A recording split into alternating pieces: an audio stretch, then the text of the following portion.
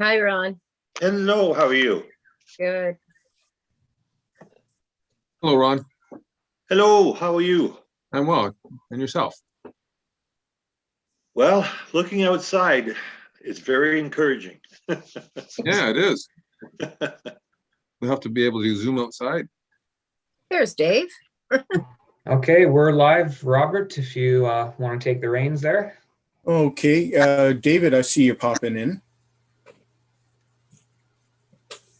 Would you like to wave, David? Damn. Oh. Do you have audio, Dave? Doesn't have his audio on. Maybe. Where is the audio, Robert? The bottom left should be an audio thing right down here. Click on it. Might be the opposite side, Robert, when we are near together. Yeah. Down here. Yeah. Oh, If it's not one side, it's the other. Oh,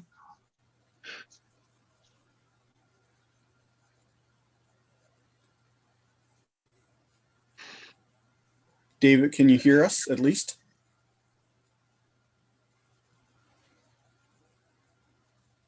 oh, it says my sound Not working. not working. Oh dear. Mine was on the top. I don't know if Dave's got a. Yeah, it depends if you're on iPad or desktop or whatever.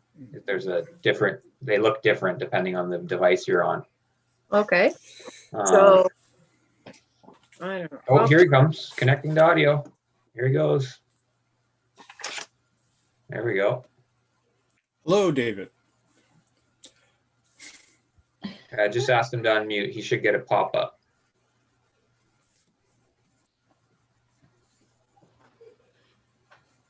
Can't hear you, but we can see that you can hear us, I think. Yeah, I think it's probably his mute button.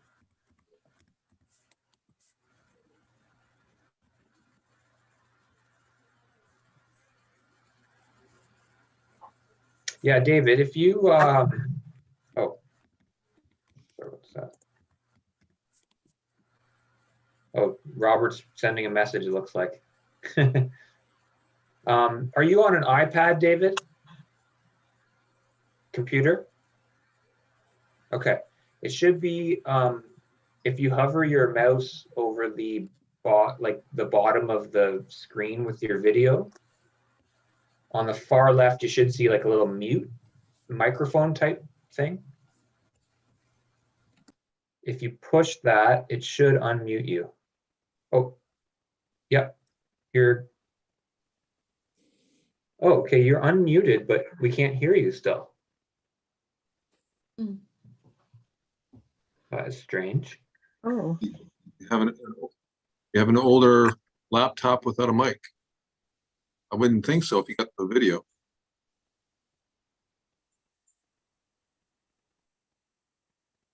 Well, oh, can you talk now, David? Man, that's weird. I'm not sure what's going on there. Well, at least you could raise your hand for votes, right? Okay. okay. So it's all yours there, Robert. Okay. All right. I guess we're going to start the meeting of April 6th, 2021 for the Heritage Advisory Committee. I guess the first thing on the agenda is to approve the agenda. We need a mover, Laura. I'll second that.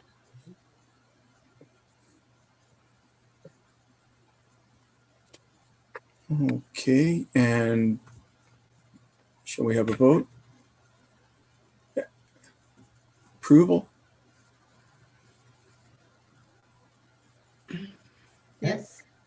Carried. Yes, passed. Hmm. Okay, are there any declarations of pecuniary interests? Doesn't seem to be. And we'll go on to the adoption of the minutes. Anybody, do you find any typos or anything need to be included or modified? No, I can make a motion to approve the minutes. Okay. And All right. Laura will second. And we'll, I guess we'll vote, see if we approve. Okay, yes. Okay. And passed. Okay, do we have any delegations? Not tonight. None today. Correspondence then. What Yeah, that was the piece that you had mentioned. I don't know if it still applies, Robert, from Brighton Cramahe Chamber of Commerce. You made a note that you had something from them. Right. It got sent to Laura and David, and then it got passed on to me. I talked with Sherry Hamilton. They're doing a tourism poster and of heritage homes and spots of interest, and they wanted our input. So I said I'd help her out. I sent her our previous PDFs of our walking tour, and said she might want to simplify a couple things. She's dealing with images for the poster through Brighton Digital Archive. And then she got back to me about a week ago and asked for write up on about a dozen more homes. So I suggested to her, our walking tours were originally designed by people that were writing for the Brighton Digital Archive, and all those homes should be covered under paragraphs of information on the Brighton Digital Archive, and she should check with them for permission. And she hasn't got back to me after that, and she thanked me. But everything, most of the things she was looking for were already covered under our previous walking tour. So it was basically, they needed to do their layout work, and it should be available, I hear, before the 24th of May weekend at the chamber offices, and I presume at 35 Alice Street.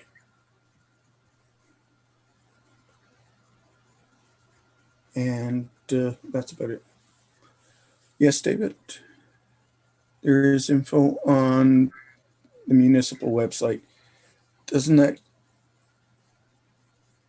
aren't we covering that later in the In the agenda. in the agenda? Yeah. We're covering that later in the agenda, David. Okay. So- I think what he means is the descriptions of the properties are on the website. Yes, the printout of our heritage list, yes, is on the website. Okay.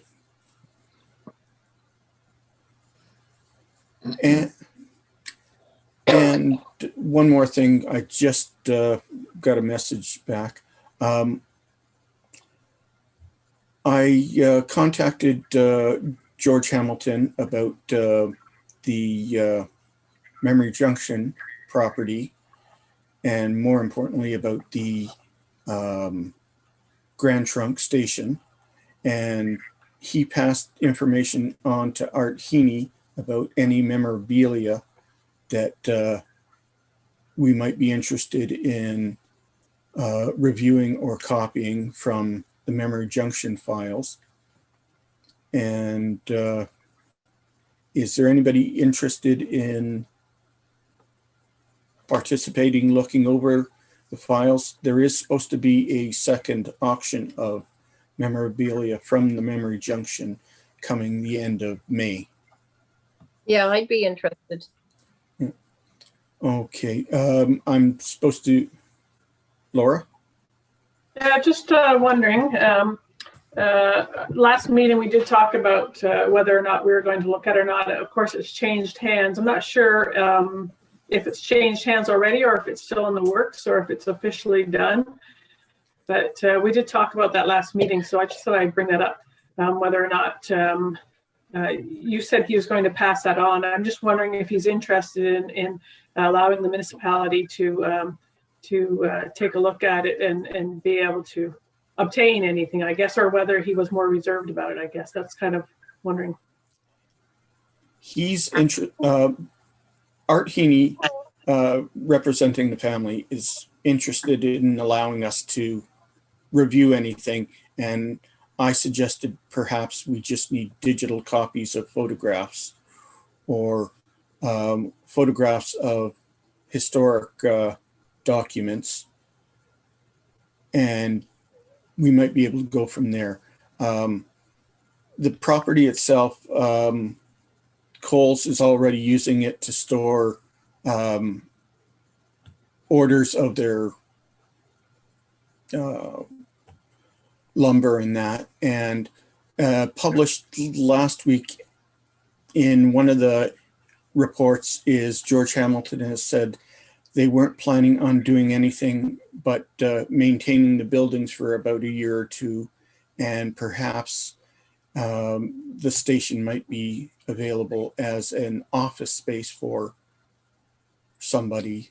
So I think he's wide open to suggestions or options sometime in the future. Like a nice museum would be good there. And just to add to that, I'm just wondering as well, whatever we do, we act on behalf of the municipality. I want to make sure that with Tom that's okay for one of us to do it, whether the clerk's department should be meeting with someone and the proper process so we go through the proper process. Tom, did you have anything to add to that at all, or what maybe we should do or how we should go about this? I think it's going the way it basically like sort of makes sense to work right now. Art got a hold of me probably around the same time when Robert, when you first started talking to him again.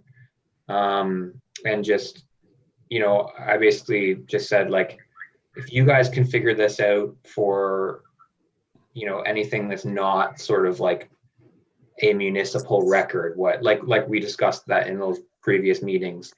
So things that are of interest to this committee specifically, that should be like you guys can just kind of go about. Okay. If you guys can come to an agreement to like set something up, go for it, right? Okay, thank you. Yeah. In the sale of the property, is it the original family that still has the records, or were they sold along with the property and the buildings? The memorabilia and the records are maintained and controlled and stored by the family, the Bangays. Art Heaney is their son-in-law, so he represents for the family. And I don't know what is being auctioned off in the second auction from the memorabilia, and there may be some equipment still on the Memory Junction site that may be auctioned off. Thank you. The previous auction, I had Art put aside, I should say, these books that clearly are of interest to the municipality. And I really feel that those should be reviewed again. They're there. He did put them aside and at my request, but I'm not sure where this committee stands on that. Should I be going back to him? And I think we should, I saw the books too from the auction. I think they were a good idea to set aside about mill rates and property property descriptions were set aside. Possibly they don't need to be auctioned off in this auction. Maybe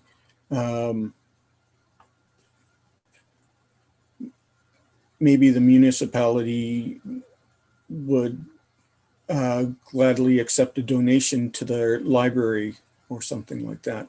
But I think talking to Art directly would be the easiest way rather than supposing what might happen. We should just talk to him directly. yeah, I think that needs to be done. All right, Laura? I'm just thinking that we need to be careful not that we decide who's going to talk to them. Maybe we set up a meeting with a couple of us, and we can decide something valuable, but the municipality has to agree that they want to keep this. You know, we don't have places to store it. So what are we going to do if we're going to decide it's valuable and we're able to obtain it? So I guess that's what we need. So we need a couple of people who are quite knowledgeable in that. And I don't know if again, I'm just throwing it out whether municipal staff, a municipal staff member as well as a couple of committee members sets up a meeting with him so we can go over things and decide what we want to keep and what isn't necessary for us to keep as a municipality, right? And as a heritage committee, what we want to do. Any other thoughts on that? I just want to make sure we go about it the right way, one meeting, get it done, and be able to move forward. Absolutely. From the previous meeting, we discussed that, and that was felt that would be the best way to approach this, is to have someone from the municipality, and if they wanted to invite me along, that would be preferable, because I did see these documents. I have photos of them, and under the guidelines, it seems to fit within that box that it is a valuable, maybe not valuable, but valuable enough that it should be kept. Yeah, I think it'd be good if it was a couple committee members who have, that knowledge and information, or that went along with a staff member. I mean, I don't mind going as well. I mean, I love history. I don't always have the same knowledge as some of the others on the committee, but do we want to, Tom, again, I'm just going to turn to you, or Paul, if you have something to add to that as far as how we should handle it as a committee and a municipality trying to meet. It would be good to meet all together. I can't really, sorry guys, I can't commit myself right now to be there physically, but what I could do is if you guys maybe set a date with Art, since you already been discussing with them, if I can't get maybe Candace, she would be the next logical person, obviously. If not, since you're talking property tax type information, I think maybe someone from finance could possibly identify that as whether or not it's one of our records, sort of thing, Yeah. So basically, yeah, if you guys can maybe coordinate some sort of a meet, I'll try to arrange somebody to join up with you. Okay. So Robert, since you've been speaking with Art already, perhaps there's is that what you're referring to, Laura? You just like somebody... someone may set up a meeting with like I said, a couple of committee members and a member of staff, and we can discuss everything and have an answer for the next time we meet, or somewhere in there. Depends on the lockdown, right? Yeah, it's all about the lockdown. None of this can happen right now. Yeah, so. Kidding. Okay. Through the chair to do with that question, I'm just wondering, I'm not familiar with the materials that are on deposit there that they've kept. They probably kept it for a reason, feeling that it is significant in some way. So it'd be useful if the committee had in mind, even just maybe off the back of the hand, some kind of sense of criterion of what would be committed to identify significance of all the materials. It may be that not all the materials are worth retaining, whereas select materials would be. It'd be nice to have some direction at, in our minds at least, what we want to keep and what we don't want for heritage purposes. And some of them might be very administrative in nature and not significant. I don't know. Mm-hmm. I think the municipality, the town and township of Brighton should be first priority in anything. And then let's go back to our mandate and talk about heritage homes and properties, and then be open from there to interpretation. That would be my priorities in the discussions. Right. I would just maybe anything to deal with some, this would take a lot of sifting and sorting, but maybe anything to deal with bylaws for the establishment of roadways would be significant. I'm not sure what time period we're looking at for some of these materials, but any bylaws dealing with the establishment of a road or street would be of interest, at least from my perspective. And Nancy, did you mention there was one book describing property? Yes, there was. It would, and I wish I had the document in front of me with my pictures, but I'd have to go run and get it. And I'll tell you what it is. But it has the property. No, don't. Oh, okay. It has the owner. It has the date. Well, they were all from that year. And I think it was the assessment, wasn't it, Robert? Do you remember? I can't remember all of it, but it was quite a significant amount of information historically. And, it's not just homes for this committee. It is for anything culturally and historically significant to the town. Mm-hmm. Well, that sounds like a book that our committee would benefit by keeping. Yes. Or sharing through the library resource. So we've had a lot of people, if you followed the YouTube, Brighton, actually Facebook, Brighton residents are looking for history about their properties and that. So anytime somebody's asked me, I suggest talking to the library and checking out the Brighton Digital Archive. But in future, you could also suggest that they, I think MPAC has it. So it would give them dates for their property. Okay. Yeah. All right. I think we went on quite a bit about this. I will be back to the committee with information, and possibly in the next week, maybe we'll send an email out to everybody what Mr. Heaney would like to do, and we'll set up a date and make sure everybody can participate that wants to. Okay. Shall we go on to 7? Okay. Heritage and History web page. Yeah.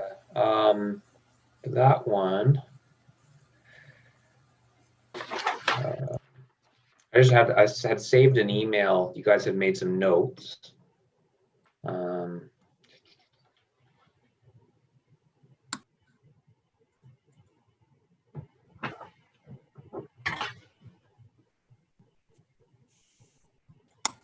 Okay, I think we had mentioned in the past couple meetings that we'd like to see a little more information on the web page in the future, but we weren't prepared to get things going and change things that are on the website at the moment. We have basic information about the heritage, listed properties, and that's about it at the moment. We'd like to see more, but we have to rely on a webmaster to make changes, and we'll have to come up with a consensus of what we want to see there. I think this is a carry on until the next meeting, and maybe if somebody wants to look at a couple other neighboring communities, see how their heritage and history look, and see if we can take a little notes from them. But I think this is going to be a continuing thing for a bit until we decide what we need to have on the website. I'm not sure how much traffic is going through those web pages itself.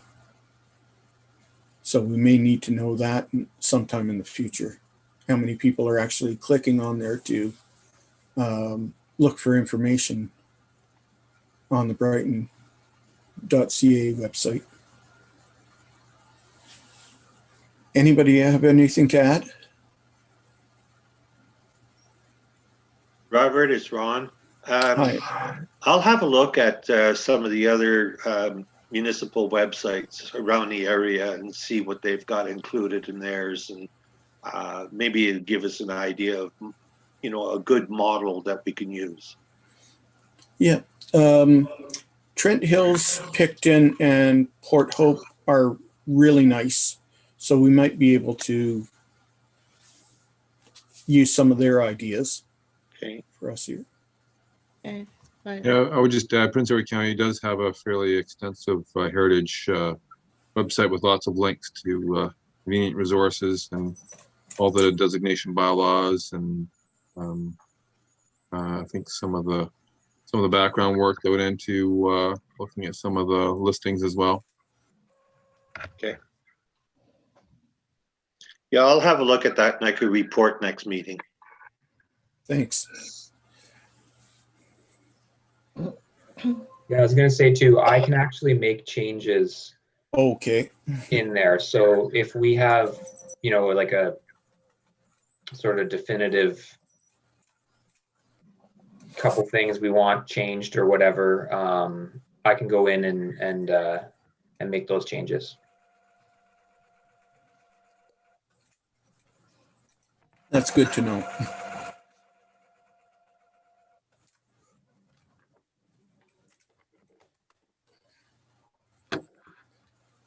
Okay, shall we go on to previous items? I'm really interested in hearing about the Canadian Canners plaque.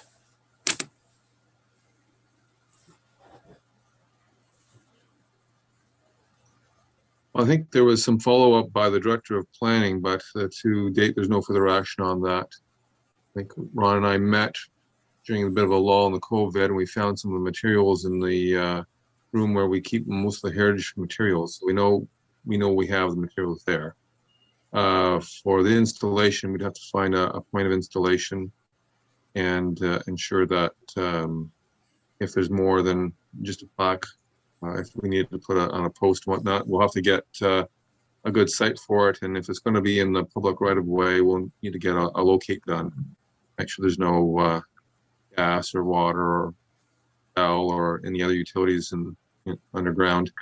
And then I think maybe our public works could maybe do the installation. It's on our property. They that should be doing it. Okay. What's it? 39 Richardson. The ownership just simplified in the past month on the 17th. So there's just one owner, and Joe and Lee are waiting to give suggestions to where it might be. They've suggested it's 4 inches or 4 feet on their property from their driveway and from the sidewalk, there may be some gas lines, but I think they run in the boulevard rather than at that point. So they just waiting for the municipality from the works, and they can just in that way. Mr. Chairman, do you have a phone number for them, or Ron, would you have a phone number for them? So we can arrange a time to.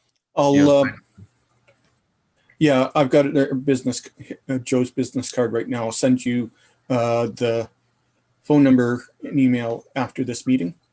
Okay. Thank you. All right. Anybody have any more comments about 8.1, the canners? Laura? I just want to make sure that we arrange a time that we can unveil the plaques, so that we may need to wait through this next lockdown and have it done so that we can just draw a little bit of attention to it. That's all. We used to do that on a regular basis. It's a little bit more difficult to do now, but it would be nice to do this. This one's been in the works for a while. So, yeah. And it'd be good to, even if we had a social distance sort of picture and a bit of media out there to show what this committee does. Yeah, I think that's a great idea. I'd even like to see CHEX maybe.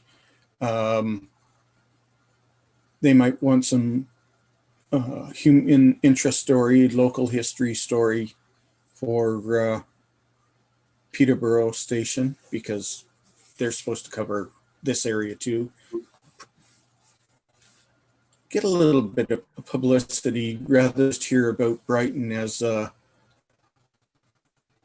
place between where two accidents happen on the news. Sorry, being negative a little bit. Yeah, I think we can do a whole presentation that, and I think everybody involved would be interested. How about 8.2 Smithfield Mill and Standard Bank Plaques? That's what I was working on and continue to work on. Oh, okay. I had an idea with the new wood carver that's working in the area. I think it's Devereaux. Perhaps we could find a more naturalistic plan for the Smithfield Mills. I think Laura suggested a park bench type of thing for a plaque there.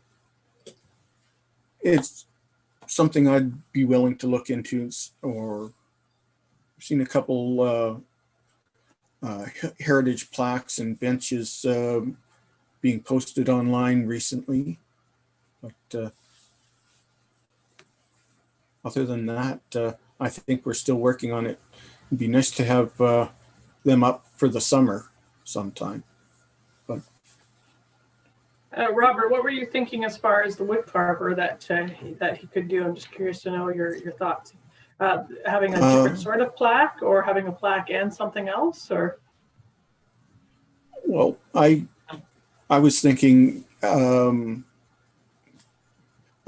we'll keep the standard plaque because it's synonymous with the program, but perhaps maybe a little wood carving on the back of a bench that had a visual of what the mill looked like there on site, or something like that. A little wood carving, a little symbol of what history we do have, and we may have lost some. Okay. It's an idea. If I can come up with a sketch, and if I can see what the wood carver is doing. Some of his stuff is popping up all around town now. Mhm. I know, I And, believe it's in Madoc. They have a site in one of their parks where there's a plaque about the park itself and accompanied by a terrific wood sculpture. And it's really, really, it grabs your eye. Mm. So That was made of? that was in Madoc, I believe. Oh, But Good. I have pictures of that somewhere on my computer. All I've got to do is find them. But I also have the phone number of the wood sculptor, so I could send that maybe to, I don't know, Tom. hmm.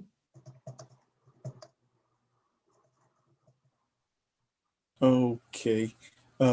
So that'll carry over the Cannery Plaque and Smithfield Mill and Standard Bank plaques till the next meeting. Is there anything else we need to deal with?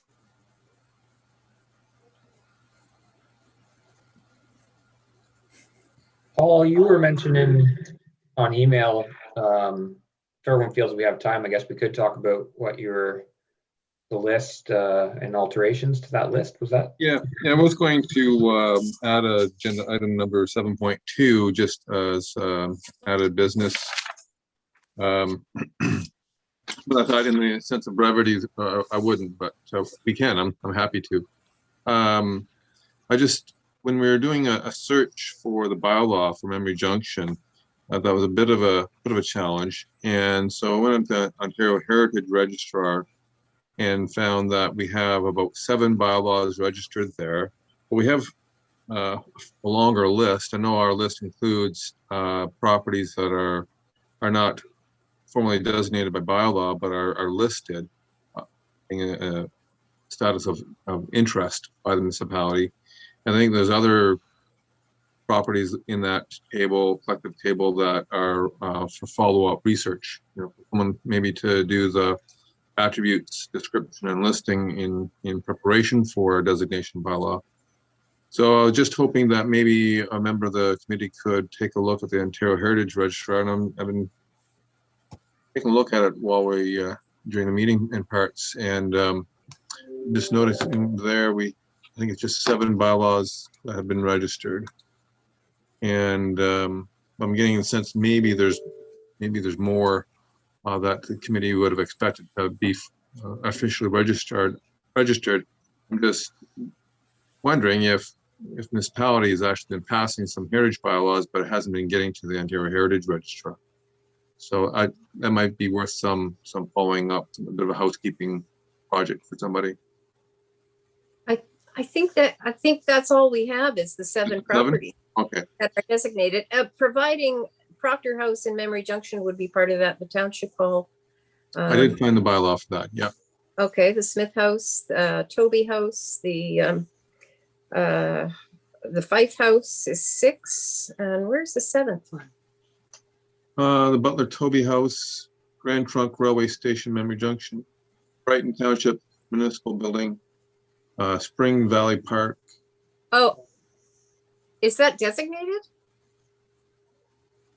Yeah, there was a notice of intention to designate and a bylaw to designate. Oh, I didn't know that. Let me just put it up here.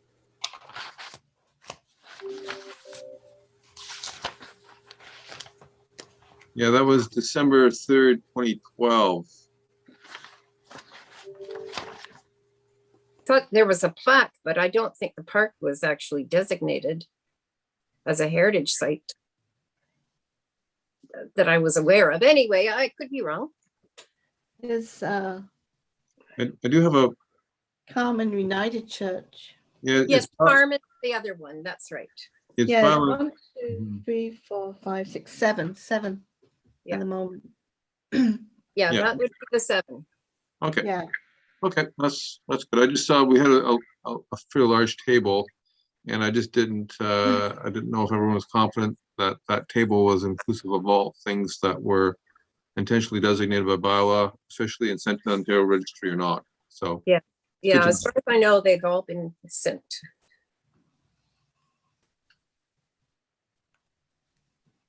Do we have a list of properties that we want to be designated yet, that we should be working on, or, you know, areas that we're concerned that, you know, without designation, you know, well, we know what happens, right? So are there some that we should be working on?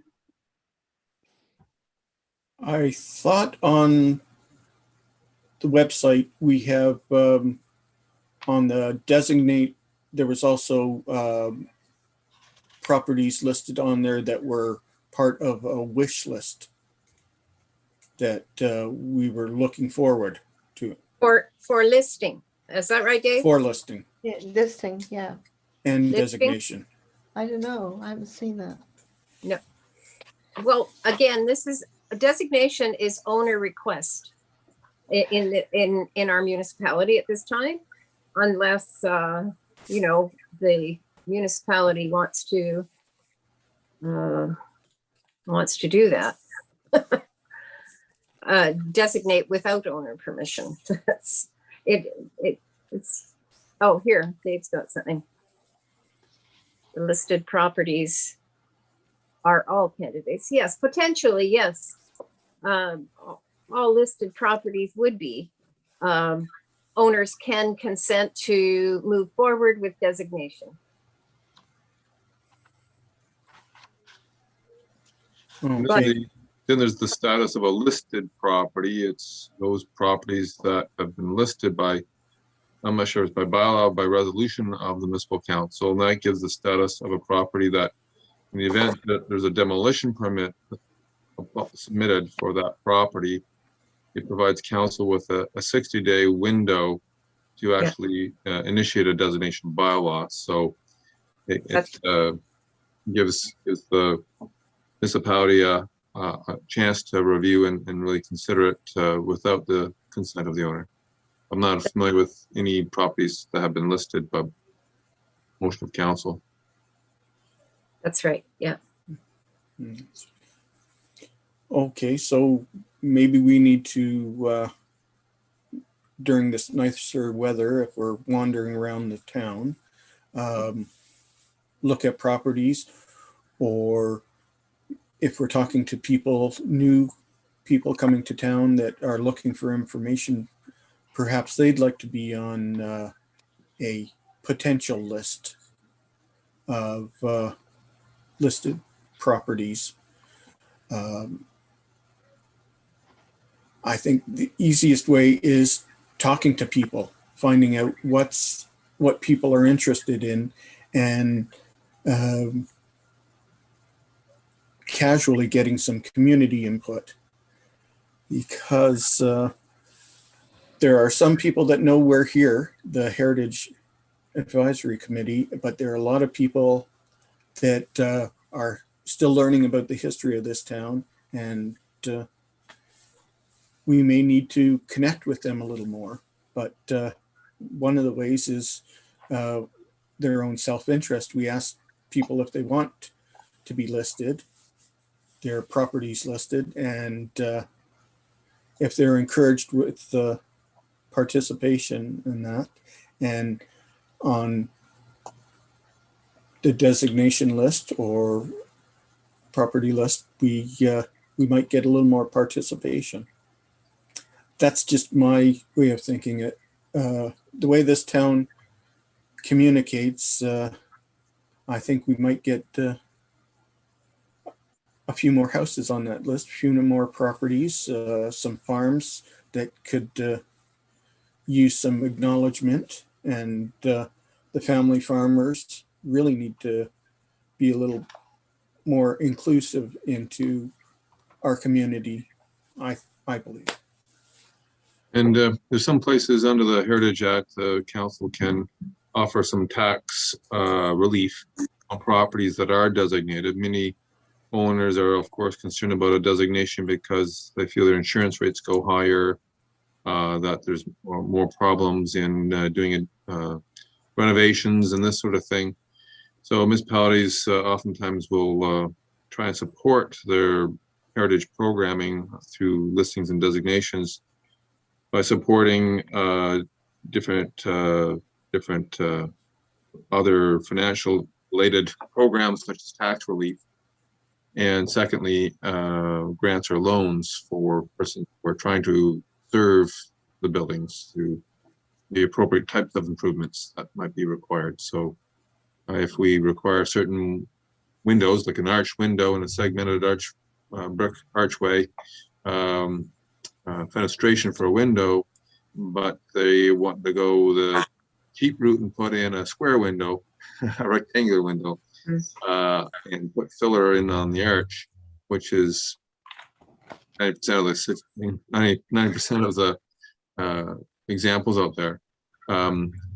It might be useful to have a grant or a loan or tax relief for people who want to spend that, quantum leap in window cost, because an arch window is a custom window, and it's instead of maybe $1,000 for a large commercial type window, it's going to be like $8,000. So it's a big difference.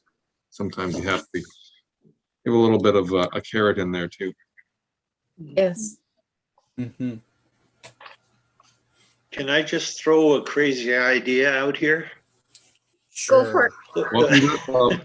What's the possibility of either writing or being interviewed by the Brighton Independent and getting the news out to our municipality? I don't know how many people read that little paper, but at least the thought and the ideas and the information would be there. I still read it. Yeah, so do we. Yeah. Yeah, I take 5 minutes and read it every week. I've pitched the idea of stories because a couple times with different editors I wrote for the paper, and I pitched a couple ideas that we need to get our community back in the paper as opposed to regional advertising. And they're interested, just come up with a good story. And Ron, if you want to contact the editor in the header of the paper, contact information's there. If you have a story, there's 2 of the reporters live here in Brighton, so it's easy enough for them to get to you. And if you want to do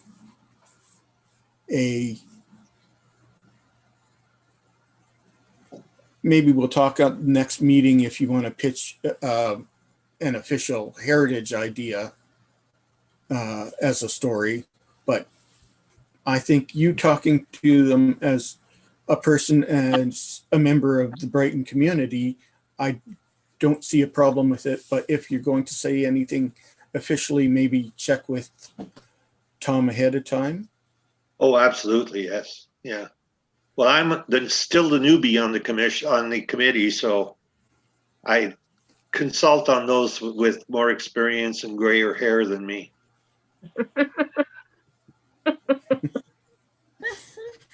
What's up, Dave? Great opportunity when council approves the minutes for the Main Street listing. True. Yeah, so that'll be going through the next council meeting. Okay. Laura? I just want to add that, as a committee, we do work as a group, not as individuals. So we do have to be careful. If we want to do a little promotional campaign, I think we have a budget. We have to see whether it's in our budget, and we do a little promotional campaign for the Heritage Committee and what we do for our community. It's hard because we haven't been able to attend events like we used to, right? And so that's kind of where we're at right now. But maybe it's something for us to discuss at our next meeting, maybe some simple ways that we can promote our committee a little bit and what we do. And maybe Paul can add if he has any kind of information as well. We've talked about updating the website. I think it's a combination of things that we need to maybe talk about for the next little while to slowly start getting our committee maybe out there a little bit more. And it's not just the newspaper, it's not just social media, it's not just the website. I think it's a combination of things because we have a large variety of people in this community who use different ways to, I guess, to read the news. Yeah. Mm-hmm. Yes, I think you're correct. Anybody else want to jump in? Dave, do you have any notes?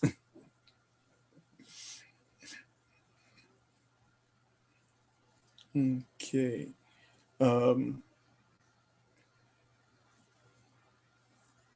Let's pull up a calendar, see what we can decide for next meeting. That's April 6th here. Is that today?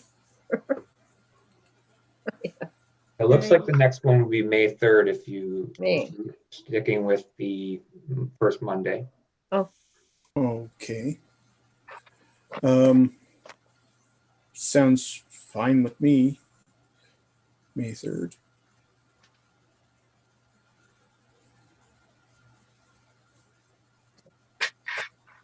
Same time? Same time, same bat station. Sorry, I'm getting old. All right. I don't think there's anything else popped up. Shall we adjourn?